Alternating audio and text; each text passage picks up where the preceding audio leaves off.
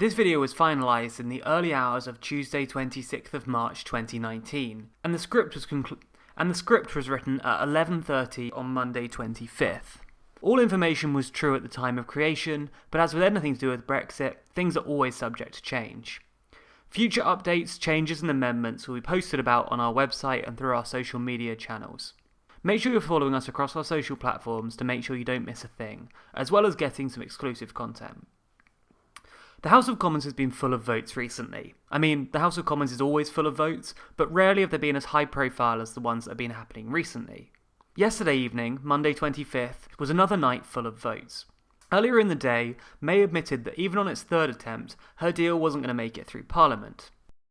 Mr. Speaker, I continue to believe that the right path forward is for the United Kingdom to leave the EU as soon as possible with a deal, now on the 22nd of May. But it is with great regret that I have had to conclude that as things stand, there is still not sufficient support in the House to bring back the deal for a third meaningful vote. If we cannot, the government made a commitment that we would work across the House to find a majority on a way forward. May held talks with the DUP and Labour on Monday, trying to see if her deal had any chance, and, well, it didn't. Both sides said that they wouldn't be able to support her deal on its third pass through Parliament. I continue to have discussions with colleagues across the House to build support so that we can bring the vote forward this week and guarantee Brexit. Jeremy Corbyn! I would like to thank the Prime Minister for an advance copy of the statement and for the meetings that we've had in recent days. Mr. Speaker, the government's approach to Brexit has now become a national embarrassment. After 2 years of failure, broken promises after broken promises, the Prime Minister finally accepted the inevitable last week and voted to extend Article 50 and went to Brussels to negotiate. So instead of holding a third meaningful vote, 7 amendments were tabled to the House. Of those 7, Speaker John Bercow selected 3 to present to the House. We've heard your comments loud and clear. We know that you're fascinated by the Speaker, how he speaks and what his powers are. We have a video coming out soon which explains the Speaker, and another one about why the House of Commons is so unruly, and how he plays a role in that. That second video will be released publicly tomorrow, but it's available for $5 and up Patreon backers right now.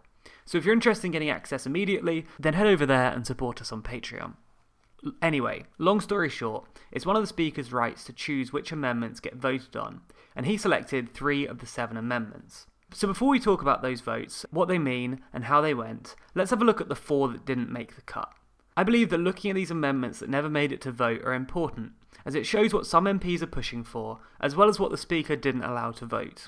Also, I started writing this script before the decision was made, and I didn't want to throw away any of my work. This amendment was tabled by the Liberal Democrats, and it tried to establish a longer extension for Brexit. The EU has already allowed the UK to extend the Brexit deadline up until a latest of May 22nd. However, the Lib Dems and the Independent Group, who also officially supported the amendment, wanted a lot longer. This amendment attempted to secure a 2-year extension, which would have opened the door to a whole range of Brexit options, including a second referendum, a completely renegotiated deal, or a general election. The amendment, tabled by the Independent Group, called for the government to make necessary preparations in order to facilitate for a second referendum. The amendment stated that the public should be given a choice between leaving the EU on terms to be determined by Parliament and remaining within the EU. Before it was struck down, this amendment had backing from the Liberal Democrats. Nice of these two to have each other's backs. Will Quince, Conservative MP, tabled an amendment that looked to reaffirm the government's commitment to honour the referendum result. The amendment argued that 85% of votes cast in the 2017 general election were for parties that promised to abide by the referendum result. As such, Quince wanted to reaffirm that the government will honour the vote and the will of the people. As you might expect, this amendment garnered support from ERG members, as well as some members of the DUP. Labour's Yvette Cooper also submitted an amendment. It stated that if a deal is not reached by Thursday, then the government must explain how it will ensure that the UK doesn't leave on the 12th of April without a deal. The amendment said that the government must take MPs' recent votes into account. For example, when they voted against the no-deal Brexit and in favour of an extension. Therefore, the argument went that to honour the will of the House, there must be provisions in place to prevent the UK leaving with no deal. So as we've discussed, 3 of the 7 amendments were approved by the Speaker. However, Corbyn decided not to bring forward his amendment in the end. Order. Under the order of the House, I must now put the questions necessary to dispose of proceedings on the motion. I begin by inviting the Shadow Secretary of State for Exiting the European Union to move Amendment D, which stands in the name of the opposition. Not moved. Thank you. Labour leader Jeremy Corbyn tabled an amendment which acknowledged the proposed alternatives to the Prime Minister's Brexit deal. It also called for a series of indicative votes to allow MPs to show their support for these alternative solutions. The exact format of these votes wasn't determined, but essentially MPs would be asked which of the different Brexit approaches they support. Whichever option had the greatest support would be the United Kingdom's official strategy for Brexit going forward. For these votes to go ahead, there needs to be time allocated to hold them. Ordinarily, only the government is allowed to schedule votes in the House. But through this amendment, MPs would be trying to take control of the situation and schedule the indicative votes themselves, likely to take place on Wednesday. However, as I said, Corbyn decided not to push forward with this amendment.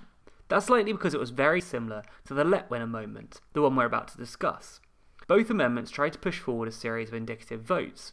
The Letwin amendment was brought forward by a Conservative MP and had far more cross-party support. So Corbyn likely thought there was little point bringing his deal forward when there's another, similar and more popular amendment being offered. Order. We now come to Amendment A. In the name of the Right Honourable Gentleman Member for West Dorset, I call Sir Oliver Letwin to move the amendment, Amendment A, formally. Thank you. The question is that Amendment A be made. As many as are of that opinion say aye. Aye. Of the contrary, no. No! Division! Clear the lobby. So as I teased, this amendment, Conservative MP Sir Oliver Letwin's amendment, was similar to Corbyn's, seeking to take control of business on Wednesday. This would give control to Parliament and would likely result in the House scheduling a series of indicative votes. Order! Order! The ayes to the right, 329. The noes to the left, 302. This amendment passed 329 votes to 302.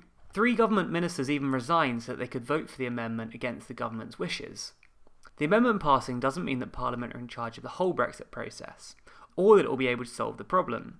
Instead, they get the chance to control the business of the House on Wednesday and have the opportunity to hold a series of indicative votes to find out what kind of deal or arrangement MPs would want to support. Order! We come now to Amendment F. F for Freddie. And I invite the Right Honourable Lady, the Member for Derby South, Dame Margaret Beckett, to move the amendment which stands in her name. To move formally? Formally, sir. Thank you. The question is that Amendment F for Freddie be made. As many as are of that opinion say aye. Aye. Of the contrary, no. No. Division! Clear the lobby. Finally, Labour MP Dame Margaret Beckett put forward an amendment which attempted to give MPs more power when no-deal Brexit becomes more likely. When the UK gets 1 week away from leaving with no deal in place, MPs will be given a vote where they could choose between leaving with no deal or requesting another extension, in order to give time for Parliament to determine a different approach. Order!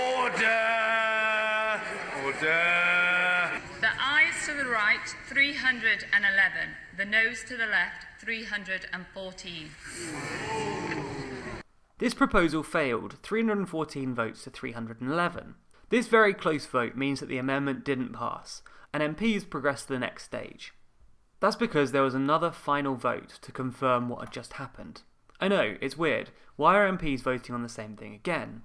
But to put it as simply as possible, imagine normally the government put forward a box of things, a motion. Then other MPs can choose to amend that motion and vote to add extra things to the box.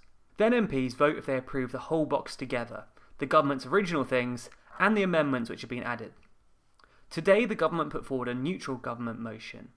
Imagine an empty box this time. MPs could add whatever amendments they wanted to. In this case, only one amendment was added, the Letwin amendment, which means that the final box only has one item in. They still need to vote to approve the box as a whole though. as in theory the box could have had 7 different amendments, and then this final vote would be approving all of them together. However, in this case, only one amendment passed, so it's essentially voting to validate the same thing that happened before. Therefore, it's not surprising that the vote passed in a similar way to the original amendment, with only a few votes difference. Order! Order! The ayes to the right, 327. The noes to the left, 300. So the ayes have it. The ayes have it. Unlocked. Point of order, Mr. Jeremy Corbyn. Thank you, Mr. Speaker. On a point of order, I would like to congratulate the House for taking control. The government's approach has been an abject failure, and this House must now find a solution. So I pay tribute to the Honourable Member for West Dorset and the Member for Leeds Central and others who've worked to achieve tonight's result. Mr. Speaker, the government must take this process seriously. We do not know what the House will decide on Wednesday, but I know there are many members of this House who've been working for alternative solutions, and we must debate those to find a consensus. And this House must also consider whether any deal should be put to the people for a confirmatory vote. Mr. Speaker, where this government has failed, this House must, and I believe will, succeed. Brexit is still clearly far from over, and there are many more votes on the horizon, even this week. So make sure you're subscribed and following us across our other social channels to make sure you don't miss out on anything as it unfolds.